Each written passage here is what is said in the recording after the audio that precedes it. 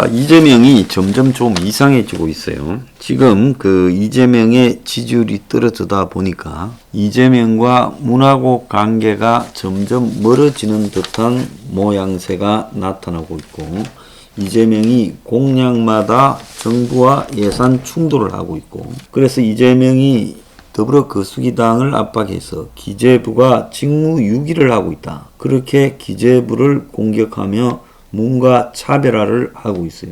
여당은 홍남기가 사과와 반성을 해야 된다 하고, 청와대는 당정 간에 조율을 해라 하고 자기는 빠지고 있어요. 그래서 여당 의원 전원을 참여해서 선대위를 이렇게 구성한 상황에서 당 내부에서 이런 차별화를 하는 것을 과연 국민들이 믿겠느냐, 그래서 차별화가 통할 거라고 보느냐라는 의문까지도 나오고 있습니다. 그런데 정부 측에서도요, 박근혜 정부의 국정교과서 사업 등에 참여했다는 이유로 문 정권 출범 후에 적폐로 몰려 수사받은 공무원이 수십 명인데, 기재부가 이런 상황에서 여당 편을 들었다가 정권 교체가 되면 누가 책임질 것이냐, 지금 이런 이야기도 나오고 있고, 현 정부를 향한 민주당의 차별화가 계속되는 이유로는 이재명의 지지가 지금 윤석열과 너무 벌어져서 지지율 격차가 따라잡을 수 없지 않겠느냐라는 우려가 지금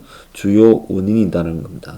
그래서 11월 5일 윤이 선출된 이후 지금까지의 여론조사에서 이재명이 앞서는 게 하나도 없다. 한 25개쯤 했을 거예요. 전화 면접이든 심층 면접이든 격차는 더 커지고 있다. 특히 여론조사상 서울에서 15%, 12%씩 막 지고 있는, 크게 뒤지는 것을 거론하며 서울이 전국의 여론의 선행지표 역할을 하고 있을 때 앞으로는 더 벌어질 것이라는 것을 의미한다. 이런 이야기까지 여당 내부의 민주연구원 부원장이 이야기를 하고 있습니다. TBS가 한국사회연구소에 의뢰해서 어제 발표한 여론조사에 보면 서울에서 이재명이 30.9, 윤석열이 52.5로 이건 20% 이상 벌어졌고요. 경기 인천 지역에서도 35.1로 윤석열 41.8에 밀린다는 겁니다. 그래서 이 차별화가 통하지 않을 것이다. 지금 차별화가 되겠느냐? 문 지지율이 이재명 지지율보다 높은 상황에서 차별화는 말이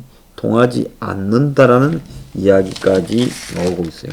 그래서 기재부의 내부에서는 법에 없는 일을 왜 하라고 하느냐? 정권 바뀌면 누가 책임질 수 있겠느냐? 세금이 예상보다 많이 그칠 거라고 이재명이가 주장하며 전국민 재난지원금을 지급하라 하는데, 기재부가 거부한다고 비난하고 이제는 사랑까지 거론하고 있는데, 이렇게 해서 통할 일이 아니다라고 이야기를 합니다.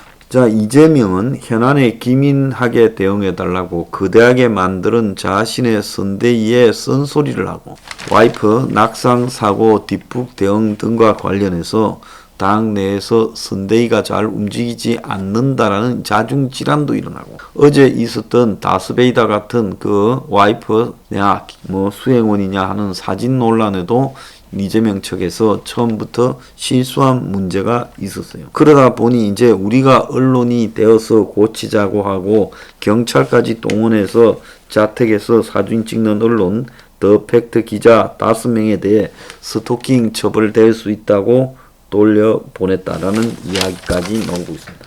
자, 그런데 한편에서는 청와대도 청와대대로요, 문에 대한 충성파들이 야단이에요. 이철이가 임기 말에 바르고 착한 대통령이라고 라디오에 나와서 40% 유지에 대해 문재인 효과라고 자랑하고, 타겟민이는 여사님 페이스북에 미적 감각은 프로라고 김정숙이 생일을 축하한다고 글을 올리고 이러고 있습니다. 그래서 청와대는 지금 이 임기 말에 문 부부에 대한 창가를 갖다가 막 떠드는 이 간신들로 가득 차 있어요. 그래서 마치는 그날까지 청와대는 레임덕이 없다라고 지금 말을 하려고 이러는 걸로 보입니다. 자, 그래서 그립을 갖다가 깍쥐고 놓지 않고 있는 청와대와 그리고 더 나아가서 정권과 차별화를 하고 싶어서 안달을 하는 이 배경에는 이재명의 지지율이 낮아지니까 이제 이재명이 그 책임을 문에게 전가하고 싶고 그리고 행정부에다가 조지고 당을 조지고 자충우들을 조지는 행태로 나아가고 있어요. 원래 악덕 기업가가 뭐가 잘 안 돌아가면 여기저기 조지면서 자신의 책임은 하나도 인정하지 않는 형태로 반응하죠. 지금 후보 교체론이 나올 만한데 지금 청와대가 이재명과 철저하게 거리를 두고 있는 모습을 보면서 청와대가 위험할 수 있는 후보 교체론을 들이밀기보다는 당선이 상당히 좀 가시권에 들어가고 있는 윤석열에 대해서 코를 끼는 전략으로 딜을 시도할 수도 있다. 이런 지금 정보들도 나오고 있습니다.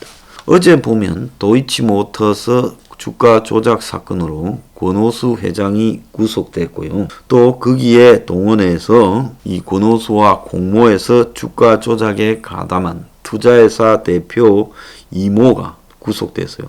이 사람은 지난달에 지금 영장이 청구됐는데 도망갔다가 뒤늦게 체포됐다고 이야기가 나오고 있습니다.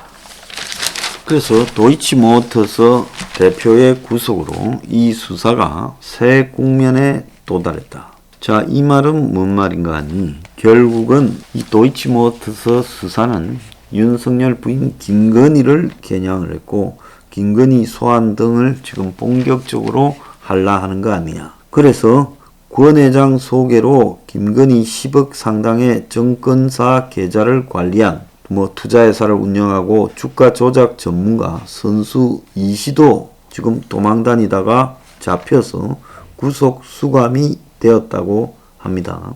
자, 어제 있었던 이 권오수에 대한 영장 발부 상당히 빨리 나와버렸어요. 그래서 정해져 있었던 걸로 보이고, 그래서 권오수가 선수를 동원해 인위적으로 주가를 띄웠다는데, 이런 지금 권오수가 이 주가 조작 방법을 통해서 매수하거나 매수를 유도한 주식이 1599만 주, 돈으로 636억에 이르고, 그래서 지난달부터 배임 횡령 주가 조작 등으로 계속 주변을 뒤져왔고 권오수와 김건희의 관계를 지금 집중적으로 추궁하고 있다고 보는 겁니다. 그래서 검찰이 주가 조작 선수 프로 이씨를 갖다가 이 사람이 도망을 갔는데 잡아왔어요. 지난달 10월 6일 날 구속영장이 청구됐는데 잠적했는데 이 사람을 잡아왔다는 거예요. 그래서 김건희는 2010년 1월에 이 씨에게 10억의 신한은행 주식 계좌를 맡겼고 같은 해 5월에 계좌를 회수했는데 자, 그래서 김 씨가 이 씨에게 계좌를 맡긴 시기와 이 씨의 주가 조작 시기가 일부 겹쳐 김 씨가 전주 역할, 주가 조작에 돈을 내고 낸 만큼 이제 일정한 분량을 더 받는 이런 것을 한 거 아니냐고 조사하고 있어요. 그래서 이 윤석열 측은 김건희가 주식 투자 전문가에게 돈을 맡기고 손해를 본 것이 전부인데 공범이라고 수사하느냐 이러는데 저렇게 집요하게 수사하는 걸 보면 뭔가 엮어내려고 하지 그냥 이걸 덮으려고 하는 것으로는 보이지 않는다는 겁니다. 그래서 결국은 이 문은 윤의 어떤 약점을 잡아가지고 그걸 가지고 흔들려고 할 것이다. 그걸 패로 만들 것이다 라고 봅니다. 어차피 이재명이 스스로 당선 가능성을 높이면 몰라도 현재로는 쉽지 않을 거라고 보이는 속에서 본인이 특검을 갖다가 거부하고 자초한 일이니까 그건 어쩔 수 없다. 그렇다면 나는 이 윤과 여러 가지를 거래를 시도할 수 있겠다라는 방향으로 이 뭔가를 잡아서 시도할 수 있다는 겁니다. 자, 이 대목에서 우리가 굉장히 주의 깊게 봐야 될 부분이 있어요. 그래서 이 끊임없이 문이 살아남으려고 지금 줄을 타는 와중에 이제 여권 내부에서 뭔가를 만들어서 하기가 쉽지 않다. 또 이재명의 저 성질로 보면 후보를 교체해서 띄워서 가는 부분도 충분히 고려할 수 있지만 잘못하다가는 대사단이 나서 여권 내부의 싸움으로 몰락해 버릴 수도 있다. 또 이런 정보도 좀 들어오고 있습니다. 아직 밝힐 수 있는 부분이 아니라서 나중에 천천히 이야기를 하겠는데요. 그렇다면 지금 현재 문가리는 전력을 다해서 윤 주변을 극도로 압박했다가 정리하는 부분. 자, 한번 봅시다. 2007년에 노무현이 그 BBK 김경준을 데리고 왔습니다. 한국 정부가 데리고 온 거죠. 한국 정부가 굳이 데리고 오려고 하지 않았으면 안 올 수도 있었어요. 데리고 들어왔고. 그래서 수사가 진행되니까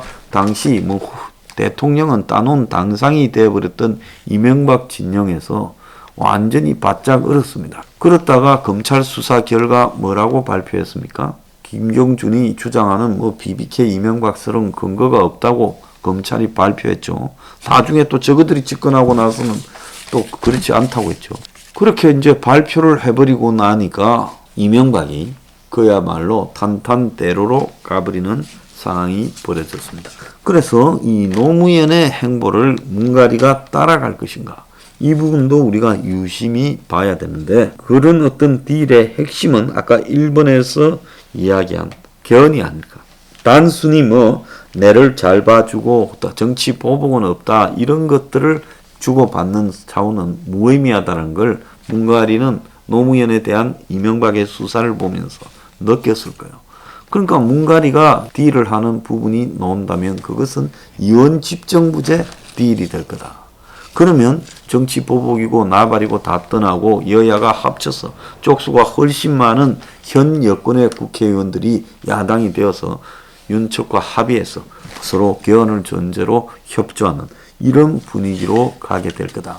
지금 그렇게 생각을 하고 있을 수도 있다는 겁니다. 그래서 이 도이치모터스 수사가 어디로 갈 거냐. 그리고 저렇게 막 설치는 이재명이 의외로 상황을 더 악화시킬 수 있다. 이런 걸 지금 지적을 하는 겁니다.